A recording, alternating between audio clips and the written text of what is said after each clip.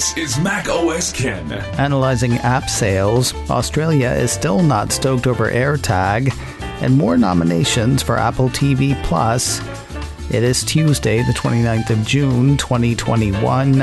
I'm Ken Ray, and this is news from macOS Ken, brought to you by yours truly and sponsored by Notion.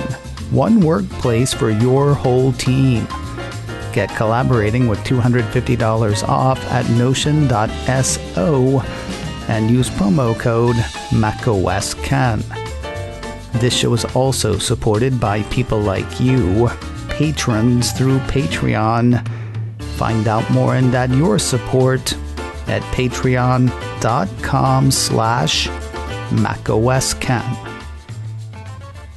Not gonna lie, the top half of today is dense and kind of depressing.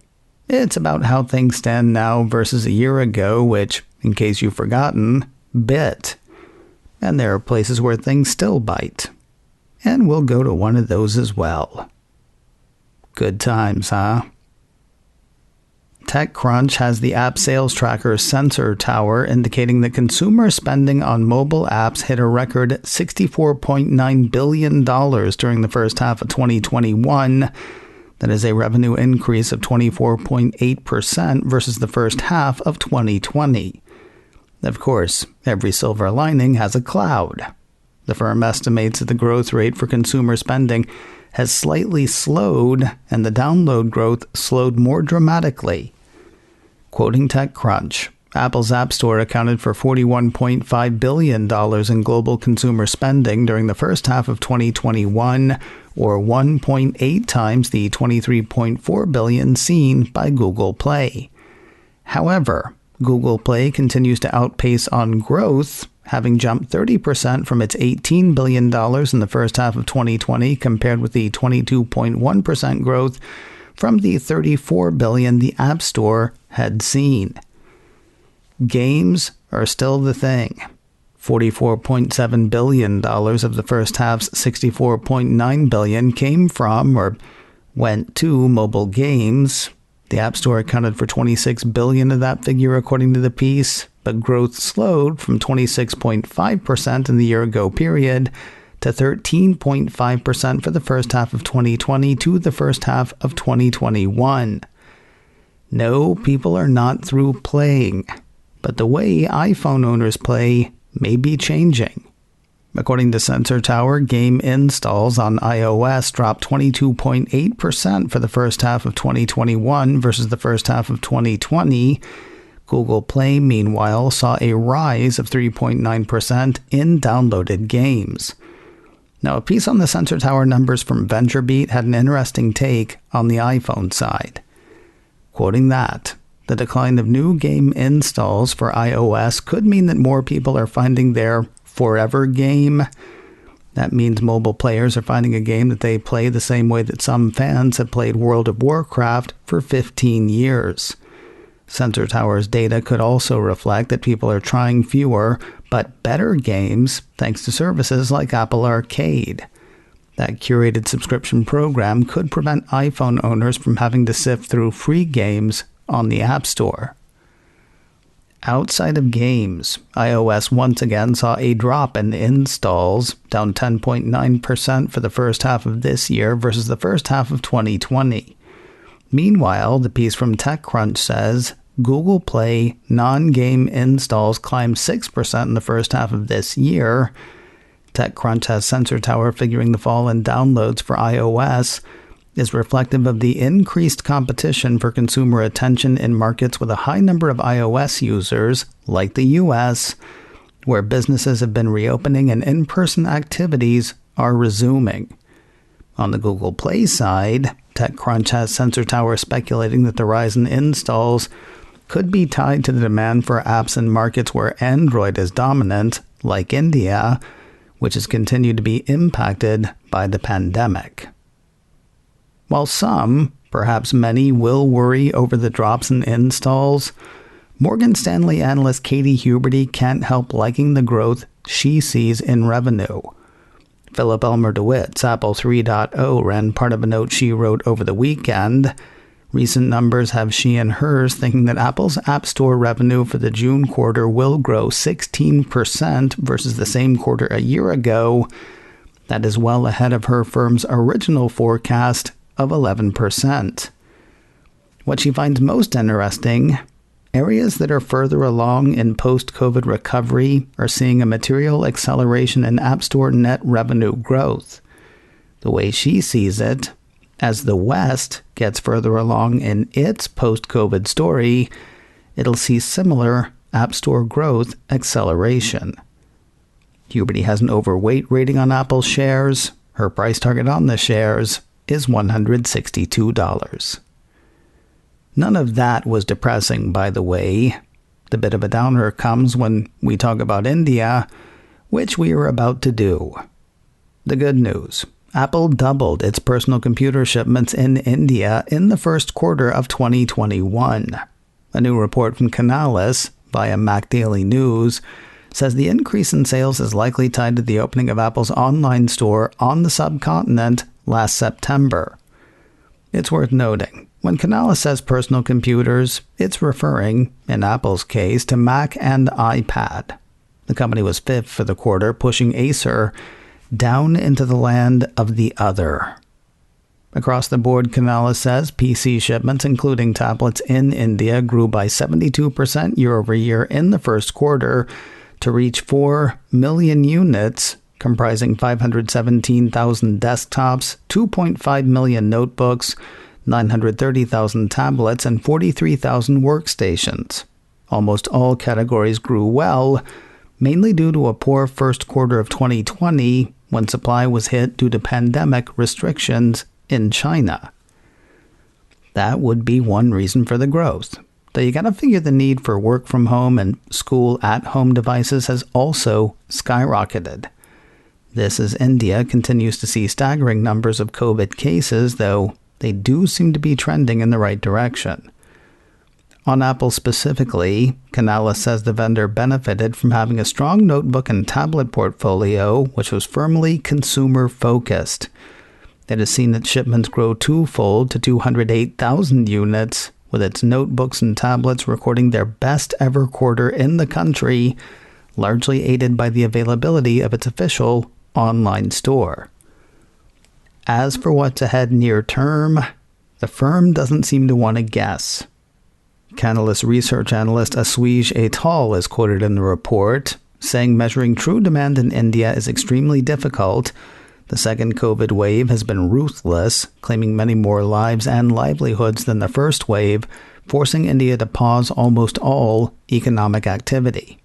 For PCs, the entire channel has been paralyzed, and despite healthy demand from consumers and businesses alike, fulfilling orders was the primary issue once again. Channel partners that have not been able to pivot to online sales have seen a huge portion of their business slip during the pandemic. In addition, OEMs prioritizing fast-moving markets such as the US and Western Europe and diverting the bulk of their inventory to these markets has further aggravated the situation. For most of this year and next, India will suffer from supply issues. That said, he likes India's chances once it becomes a major manufacturing hub for PCs, something he thinks could happen thanks to government incentives. Quoting the analyst again, manufacturers are expected to get incentives for laptops manufactured and priced above the equivalent of $400 US and tablets priced above $200 US. Canalys expects most ODMs and OEMs to take advantage of this route, as the long-term outlook for India is still strong. While the commercial sector remains a key focus, PCs and education, and for consumers, are future hotspots. Less dense news in a moment, but first a word from Notion, one workplace for your whole team.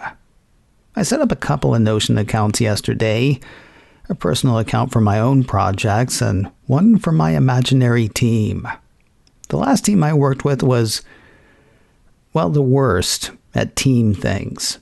One person would say one thing, another person would say another. There was never any clear ownership of a project, and things could change on a whim.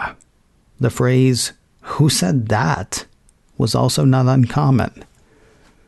We could have used something like Notion.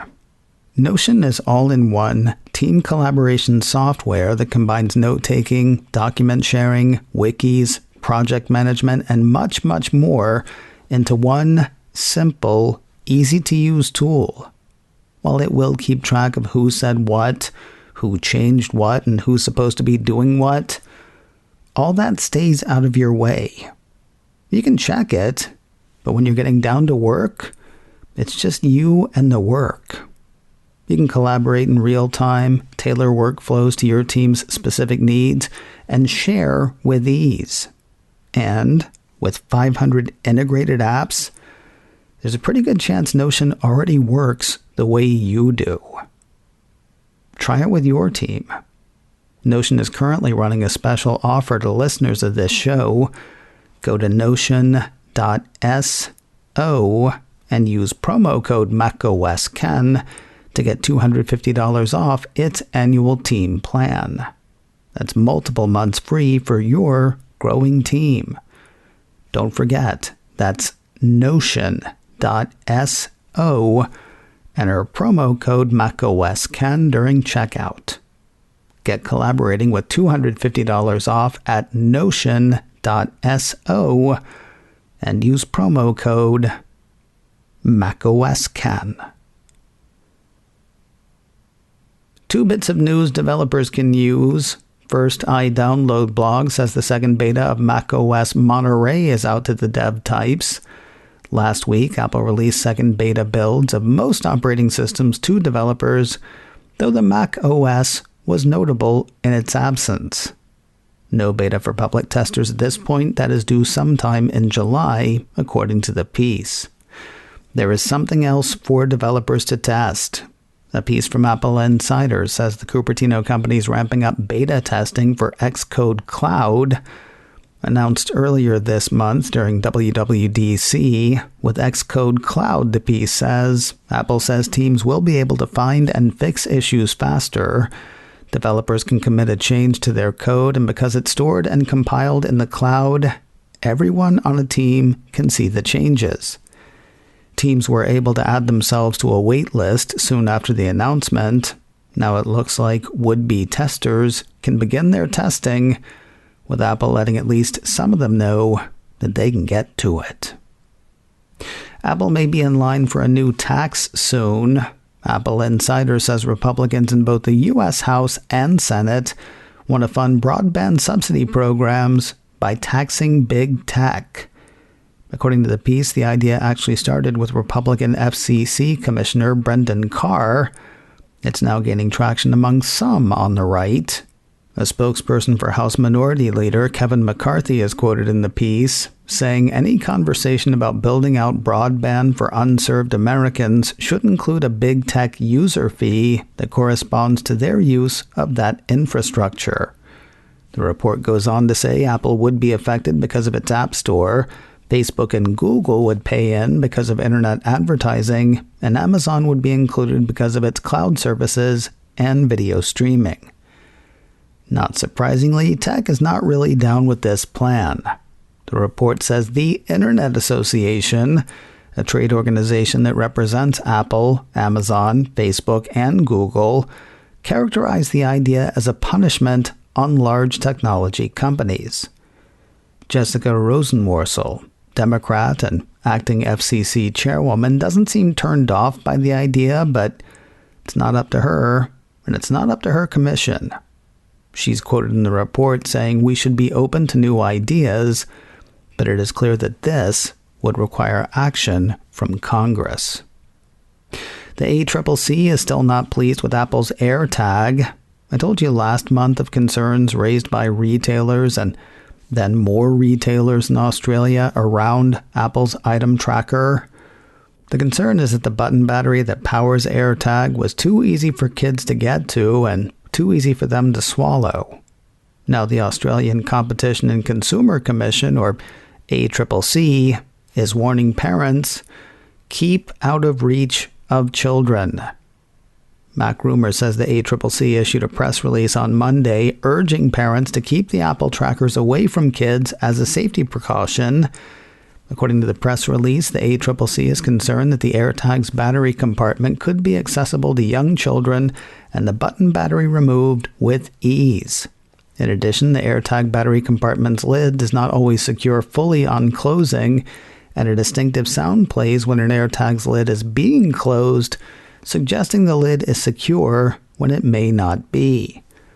ACCC Deputy Chair Delia Rickard is quoted in the release saying, "We were also concerned that the outer product packaging does not have any warning about the presence and dangers of button batteries, and we note that Apple has now added a warning label to the AirTag's packaging. However, this alone does not address our fundamental concerns about children being able to access the button batteries in these devices." Honestly, it doesn't sound like a lot has changed except that the ACCC has said something. But change is coming. In about a year. Last December, the ACCC introduced mandatory safety and information standards. Among the upcoming standards, button or coin batteries must not release during reasonably foreseeable use or misuse conditions, and the compartment holding button or coin batteries must be resistant to being opened by young children. Right now, Rickard says suppliers are guided by an industry code which is voluntary. End of June 2022, the standards laid out will be mandatory. I'm curious what the next version of AirTag's going to look like then. Or maybe Apple will just stop selling them in Australia. Just like that, Apple TV Plus is up for another pile of awards. iDownload blog says 5 of Apple's original titles are up for a total of 19 Daytime Emmy Awards. Funny, right? It's a streaming service, and yet, daytime. In fairness, it's mostly kids' shows, so I guess it makes sense. According to the report, Ghostwriter is up for 4 of the awards. The Peabody Award-winning Stillwater is up for 4. The one-off special, Here We Are, Notes for Living on Planet Earth, is up for 4. The Sesame Street-ish series Helpsters is up for 3. And finally, the non-kids show, Long Way Up, is up for 4. There are actually plenty more where those came from. Apple's press release on the Daytime Emmy noms says Ghostwriter and Stillwater were also previously nominated for a combined 6 Craft Awards. Those would be technical awards, it seems. That brings the total number of nominations to 25, leaving one to wonder why iDownload blog said 19. It's like if Moses had said, God has given us these 7 commandments, and these other 3. According to iDownload blog, the National Academy of Television Arts and Sciences will be announcing this year's winners for the 48th Annual Daytime Emmy Awards on the 17th and the 18th of July. I find that confusing because it looks like some daytime Emmys have already been awarded. Soaps, talk shows, game shows, those awards have already gone out. I don't know whether there are too many Emmys or too much television, but I do feel like somebody should do something about it. And finally today, it stands to be a big year for sci-fi on screens both big and small. On the big screen, Dune is coming soon. On the small screen, Foundation is coming sooner to Apple TV+. The Cupertino streamer dropped a trailer for the series on Monday, as well as a release date. If you've not read the books, a piece from Engadget says, Jared Harris stars as the leader of a group of exiles who predicts the end of the Galactic Empire. The group embarks on a journey to restore civilization by establishing the Foundation. The series started to run on Apple TV Plus on the 24th of September. Between now and then, you can catch the trailer on YouTube. macOS Ken, brought to you by me and sponsored by Notion. One workspace for your whole team. Get collaborating with $250 off at notion.so and use promo code macOS Ken. This show is also supported by people like you, patrons through Patreon. Find out more and add your support at patreon.com/macOSCan. Advertising handled by Backbeat Media. Online at backbeatmedia.com. You can reach me a couple of ways. Info at macoscan.com or call 716-780-4080. Until next time, that is news from macOS Ken. I'm Ken Ray.